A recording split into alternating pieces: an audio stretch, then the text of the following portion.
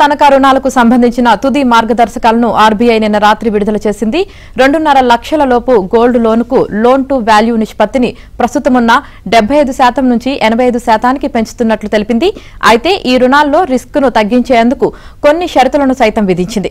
బంగారం, వెండి తనఖాపై ఆర్బీఐ రుణం మార్గదర్శకాలు 2025 ప్రకారం 2.5 లక్షల నుంచి 5 లక్షల వరకు రుణాలకు ఎల్టీవీ నిష్పత్తిని 80%గా నిర్ణయించింది. ఇక 5 లక్షలకు పైగా రుణాలకు మాత్రం ఎల్టీవీ నిష్పత్తి 75%గా కొనసాగనుంది. బ్యాంకులు లేదా గోల్డ్ లోన్ కంపెనీలు రుణాలు మంజూరు చేసేందుకు ఈ నిష్పత్తే ఆధారం. రుణగ్రహీత తాకట్టు పెట్టే బంగారం నికర విలువలో ఆ రోజున రుణ మంజూరుకు అర్హత శాతమే ఎల్టీవీ నిష్పత్తి. బుల్లెట్ రీపేమెంట్ లోన్స్ విషయానికొస్తే ఎల్టీవీ మదింపులో రుణ కాలపరిమితి ముగిసే నాటికి తిరిగి చెల్లించాల్సిన మొత్తాన్ని అసలు ప్లస్ వడ్డీగా పరిగణలోకి తీసుకుంటారు. ఇక ఆర్బీఐ తాజా మార్గదర్శకాల ప్రకారం తనఖా బంగారం యాజమాన్యంపై సందేహాలున్నప్పుడు రుణం మంజూరు చేయరాదు. తనఖా పెట్టే బంగారానికి రుణగ్రహీతే అసలైన యజమాని అని ధృవీకరించిన పత్రం లేదా రసీదును కోరాలి. రసీదు లేని పక్షంలో పూచికత్తుగా సమర్పిస్తున్న లోహానికి తానే అసలైన యజమాని అని తెలిపే సెల్ఫ్ డిక్లరేషన్ పత్రాన్ని తీసుకోవాలి. ఇక gold exchange traded funds, mutual fund యూనిట్లు వంటి ఆర్థిక ఆస్తులపై ఎలాంటి రుణాలు లేదా అడ్వాన్స్ మంజూరు చేయకూడదు. ఇప్పటికే తనఖా పెట్టిన బంగారం లేదా వెండిని మళ్లీ తనఖా పెట్టుకుని రుణాలివ్వకూడదు. అలాగే ఒక రుణగ్రహీత నుంచి కిలో బంగారు నగలు లేదా 10 కిలోల వెండి ఆభరణాలకు మించి తనఖా స్వీకరించవద్దు. నాణేల విషయంలో బంగారం అయితే 50 గ్రాములు, వెండి అయితే 500 గ్రాములకు మించకూడదు. ఇక అలాగే తనఖా కింద స్వీకరించే బంగారం లేదా వెండి విలువలను ఆ లోహం స్వచ్ఛత ఆధారిత ధర ప్రకారంగా లెక్కించాలి. ఇందుకోసం Indian bullion and jewels association limited లేదా సెబీ నియంత్రణలోని కమోడిటీ ఎక్స్చేంజ్ ధరలను ప్రామాణికంగా తీసుకోవాలి. గడిచిన 30 రోజుల ముగింపు ధరల సగటు లేదా క్రితం రోజు ముగింపు ధరను ఇందుకు పరిగణలోకి తీసుకోవాలి. కాగా 2.5 లక్షల వరకు రుణాల కోసం తాకట్టు పెట్టే బంగారానికి క్రెడిట్ అప్రైజల్ అవసరం లేదని పరపతి సమీక్ష అనంతరం ఏర్పాటు చేసిన మీడియా సమావేశంలో ఆర్బీఐ గవర్నర్ మల్హోత్రా తెలిపారు. తాజా మార్గదర్శకాలను రుణదాతలు వీలైనంత త్వరగా పాటించాలని 2026 ఏప్రిల్ 1 నుంచి తప్పక అమలు చేయాల్సిందేనని ఆర్బీఐ స్పష్టం చేసింది.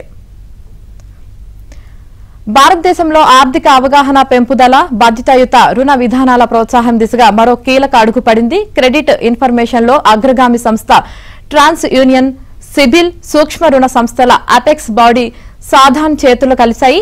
దేశవ్యాప్తంగా రుణాలపై సమగ్ర అవగాహన కార్యక్రమాన్ని ప్రారంభించడం ద్వారా రుణదాతలు, సూక్ష్మ రుణ గ్రహీతలు మధ్య ఆర్థిక బలోపేతం చేయడమే ఈ భాగస్వామ్యం వెనుక ఉన్న ముఖ్య ఉద్దేశమని ఆయా సంస్థలు వెల్లడించాయి.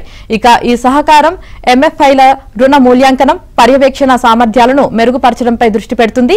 డేటా ఆధారిత విశ్లేషణలు, అధునాతన సాధనాలు, ప్రత్యేక శిక్షణల ద్వారా ఎంఎఫ్ఐలను బలోపేతం చేయడం ద్వారా ఆర్థిక సమ్మిళితత్వాన్ని మరింత విస్తరించడం, బాధ్యతాయుతమైన రుణ పంపిణీకి ప్రోత్సాహం కల్పించడం ఈ కార్యక్రమం లక్ష్యమని ప్రకటించాయి.